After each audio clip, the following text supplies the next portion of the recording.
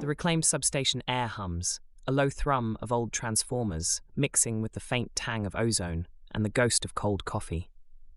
Dust motes dance in the sickly glow of a single neon tube, illuminating stacks of hand-labeled vinyl and Xeroxed protest flyers by the faders. Black Star Pirate Radio. Across Toronto, the dial sits at 45 Fahrenheit under mist. Airflow is east-southeast at about 9 miles per hour. This departure exposes a crucial vulnerability for Manchester City. Over a decade, Guardiola delivered 15 major trophies, including 6 Premier League titles. This singular focus on a super manager leaves the club's long-term identity and financial stability, potentially worth over £500 million in annual revenue, exposed to a single point of failure. New tape on deck. Middle East Crisis Live. Rubio sees initial progress. And that's the tale of the kingmaker, isn't it? The club built its entire identity around one architect.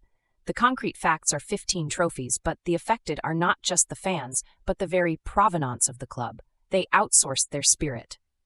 A viable alternative would have been to invest heavily in a robust, sustainable coaching pipeline and club philosophy, independent of a single manager, like Ajax or Bayern Munich, ensuring continuity and an internal compass, rather than chasing the next charismatic leader.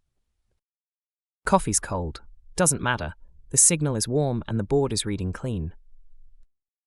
The next move for City must be a decisive one, not merely reactive. They need to immediately announce a successor with a clear, articulated vision that either boldly builds upon Guardiola's tactical legacy or pivots entirely, but critically, they must simultaneously reassure key players and sponsors about the club's inherent stability and dignity beyond one individual. This is about architectural resilience, not just replacing a brick. We have already run that tape. Here is the close-loop takeaway. The concrete facts show a clear financial and reputational ambition. This event, taking place at a major stadium, targets a high-value sporting demographic. The immediate beneficiaries are the female athletes gaining a new platform and potential for increased earnings. Also affected are women's sports as an industry, pushing for greater equality in investment and media coverage, and the venue itself, utilizing its capacity in generating new revenue streams. But calling it the F1 of track and field echoes a problematic blueprint, doesn't it? Chasing that kind of hyper-commercialized, often exclusive model can be a toxic residue, if not carefully managed. Instead of aiming for that specific, often unsustainable corporate spectacle, a more resilient alternative could involve building a community-rooted circuit that prioritizes athlete well-being, grassroots development, and genuinely accessible fan engagement. That would be a different kind of architecture for the sport, favoring dignity over mere spectacle. For Athlos to truly build a resilient architecture, their next move must be securing multi-year broadcast deals and significant corporate sponsorships that specifically commit to equitable prize money, comprehensive athlete support, and transparent governance.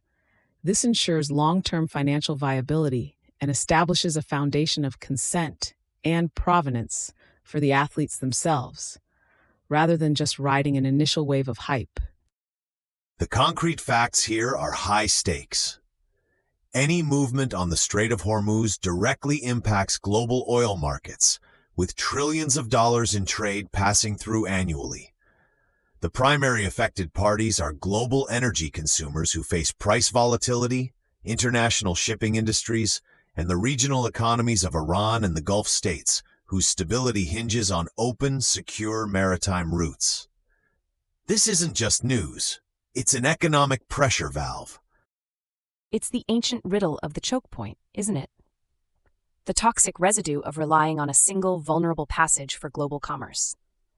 The claim of a largely negotiated deal can be a vector for confusion, if not grounded in clear analysis.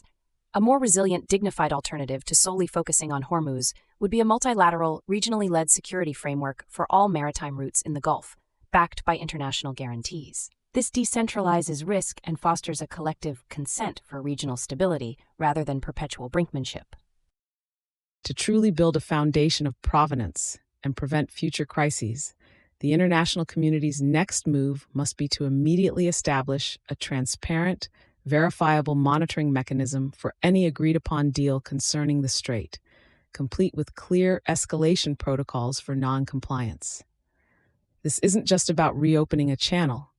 It's about building a new civic architecture of trust and accountability for critical global infrastructure. Black Star Pirate Radio.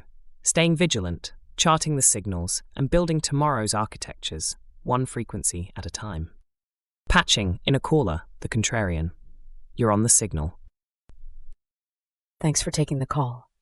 Are we keeping people at the center of all this change?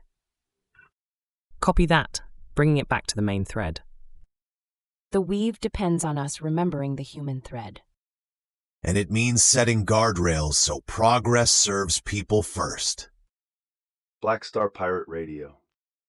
Continue the signal at togavision.com. Tune in, Sparks and Stories, Gig Passport.